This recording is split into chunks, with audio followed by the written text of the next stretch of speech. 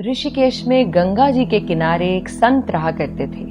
वह जन्मांध यानी जन्म से अंधे थे और उनका नित्य का एक नियम था कि वह शाम के समय ऊपर गगन चुंबी पहाड़ों में भ्रमण करने के लिए निकल जाते और हरि नाम का संकीर्तन करते जाते।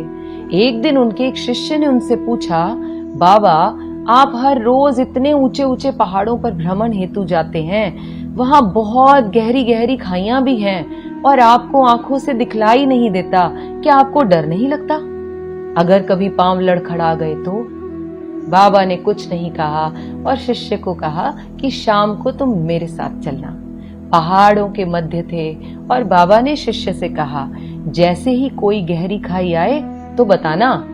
दोनों चलते रहे और जैसे ही गहरी खाई आई, शिष्य ने बताया कि बाबा गहरी खाई आ चुकी है। बाबा ने कहा, मुझे इसमें धक्का दे दो। अब तो शिष्य इतना सुनते ही सकपका गया।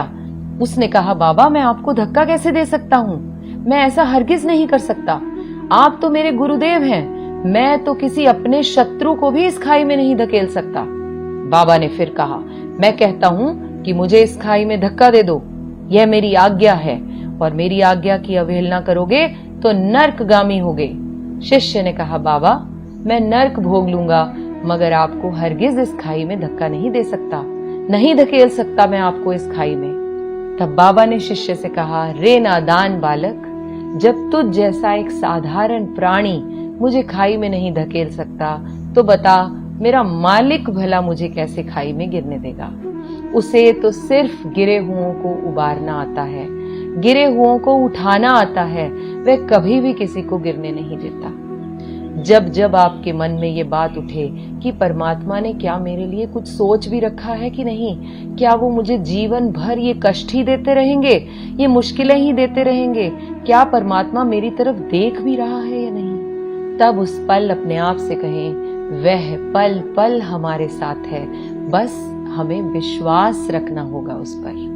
मेरी हैसियत से ज्यादा मेरी थाली में तूने परोसा है, तू लाख मुश्किलें भी दे दे मालिक, मुझे तुझ पर भरोसा है। अब इंसान है, कभी कभी तो यह विश्वास भी डोल जाता है। जैसे ही डोलने लगे याद करें यह मेरी स्टोरी और हाथ जोड़कर उस परमात्मा को शुक्रिया करें, हर पल हर क्षण।